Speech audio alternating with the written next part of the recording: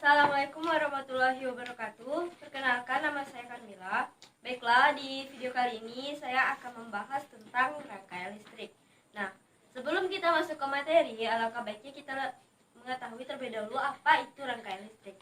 Nah, rangkaian listrik merupakan salah satu kesatuan dari beberapa komponen elektronika dan sumber tegangan yang dihubungkan sehingga arus listrik dapat mengalir. Baiklah, selanjutnya kita akan membahas tentang jenis-jenis rangkaian listrik. Nah, rangkaian listrik sendiri terdapat beberapa jenis. Namun yang akan kita bahas di video kali ini hanya akan ada 3 jenis rangkaian listrik. Yang pertama adalah rangkaian seri, kemudian rangkaian paralel, dan yang terakhir adalah rangkaian campuran atau seri paralel. Baiklah, kita masuk ke materi yang pertama, yaitu adalah rangkaian seri.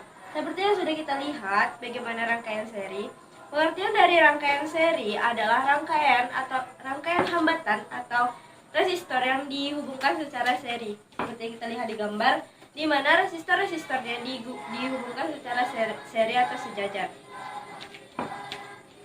Di dalam rangkaian seri terdapat persamaan yang berlaku, yaitu adalah V sama dengan V1 ditambah V2 ditambah V3, atau juga bisa kita samakan dengan V sama dengan IR1 ditambah IR2 ditambah IR3.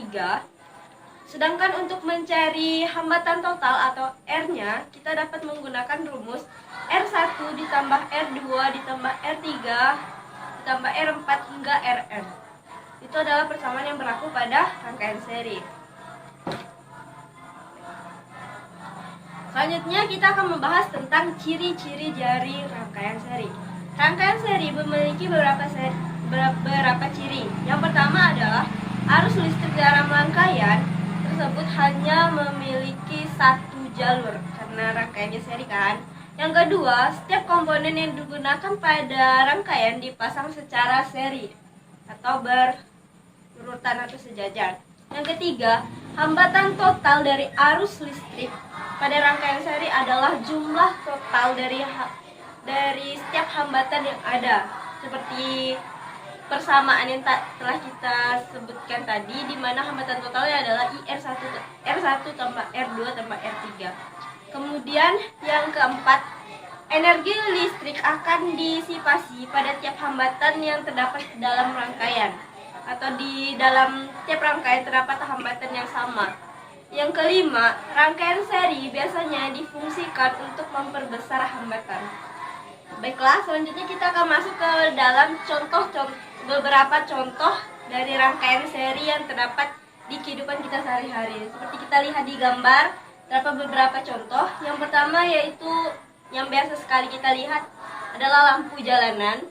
Yang kedua yaitu lampu neon atau lampu hias yang biasanya kita temukan di rumah-rumah.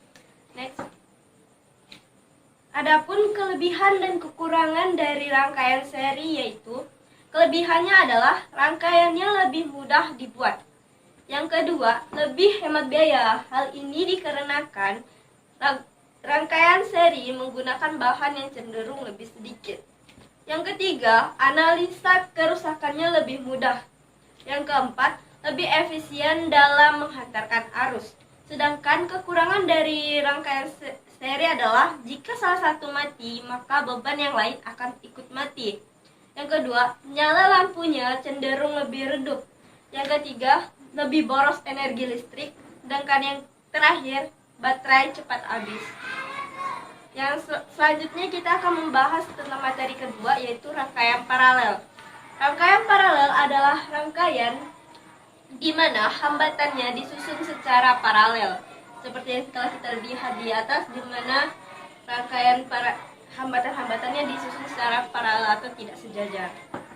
Rumus-rumus dalam rangkaian paralel yaitu V atau tegangannya sama dengan V sama dengan V1 sama dengan V2 sama dengan V3, sedangkan I atau kuat arusnya sama dengan I1 tambah I2 ditambah I3. Sedangkan untuk mencari hambatan totalnya 1 per R total sama dengan 1 per R1 ditambah 1 per R2 ditambah 1 per R3 dan seterusnya. Ciri-ciri rangkaian paralel yaitu arus mengalir melalui tiap-tiap cabang atau lebih. Yang kedua, setiap komponen digunakan dipasang secara tersusun dan memiliki cabang. Dan yang ketiga, arus mengalir di setiap cabang yang berbeda. Yang keempat, tiap komponen terhubung dengan kutub positif dan negatif. Yang kelima, hambatan total yang dimiliki lebih kecil daripada hambatan di tiap-tiap komponen.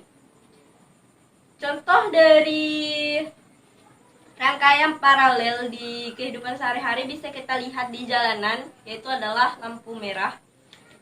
Next. Kelebihan dan kekurangan dari rangkaian paralel yaitu kelebihannya, tegangan yang mengalir pada tiap bagiannya sama, seperti persamaan tadi V sama dengan V1 dengan V2. Yang kedua, bila satu terputus maka yang lainnya tidak ikut terputus atau mati.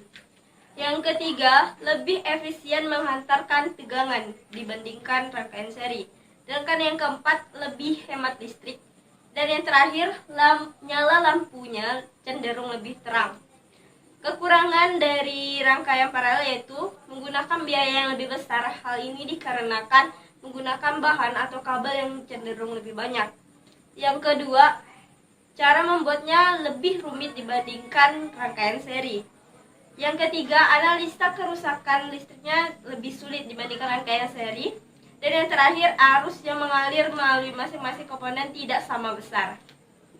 Nah, kita masuk ke materi yang terakhir yaitu materi seri paralel atau rangkaian campuran. Rangkaian campuran atau seri paralel adalah gabungan dari dua rangkaian yang telah kita sebutkan di awal tadi. Seperti kita lihat di gambar di mana terdapat rangkaian seri dan terdapat rangkaian paralel.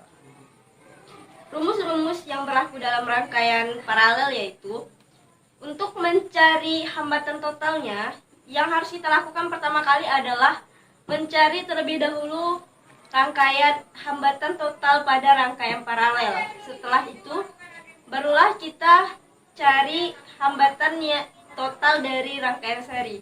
Atau dapat kita rumuskan dengan R total sama dengan R seri ditambah R paralel. Contoh-contoh rangkaian seri paralel yaitu seperti senter dan juga setrikaan di rumah. Demikianlah penjelasan yang dapat saya sampaikan tentang rangkaian listrik. Kurang dan lebihnya saya mohon maaf. Wabillahi taufiq wal hidayah. Wassalamualaikum warahmatullahi wabarakatuh.